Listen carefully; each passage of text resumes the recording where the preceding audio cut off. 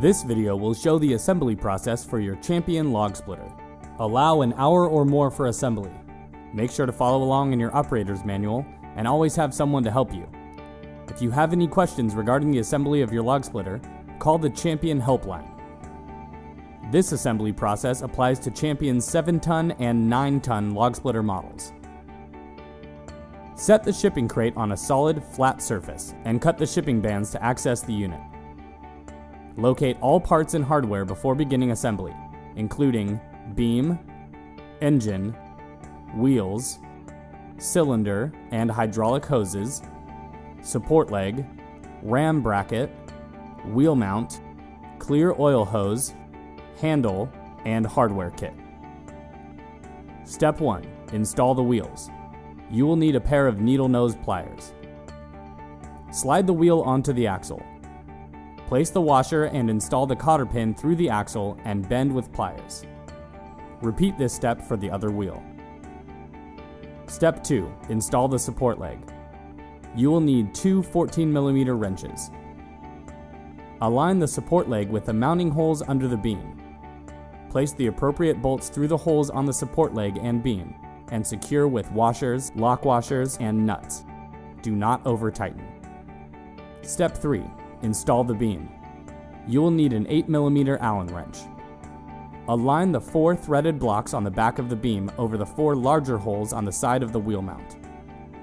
Thread the appropriate bolt and washer under the wheel mount into the small blocks on the beam and tighten. Repeat these steps with the remaining bolts. Step 4. Install the engine.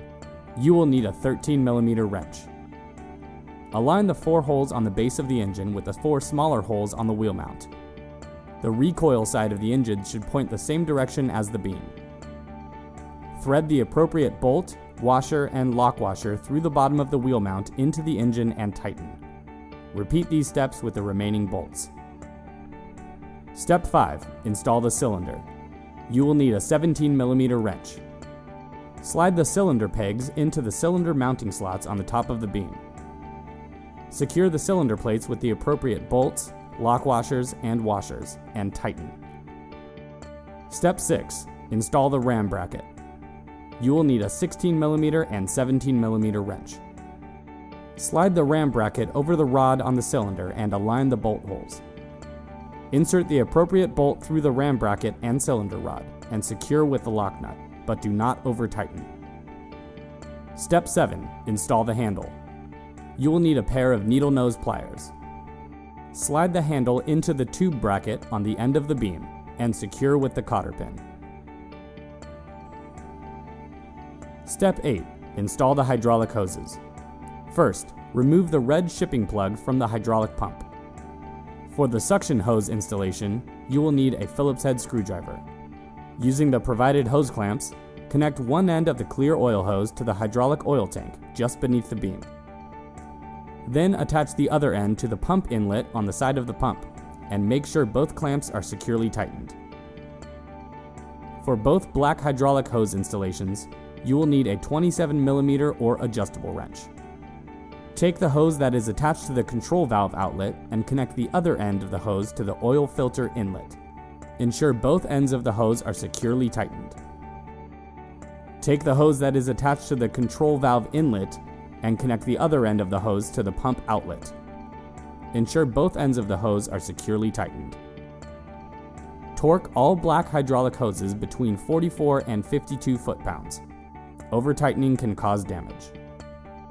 Your log splitter does not ship with engine oil or hydraulic oil. Consult your operator's manual to get the correct amount and type of oil for your unit. Add hydraulic oil. Make sure the unit is on a flat, level surface and remove the dipstick from the oil tank. Add hydraulic oil to the unit, according to the steps in your operator's manual.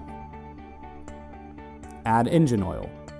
Follow the steps in your operator's manual to add the correct amount and appropriate type of engine oil to the engine. Add gasoline. Follow the steps in your operator's manual to add the appropriate amount of fresh, regular, unleaded gasoline to the engine.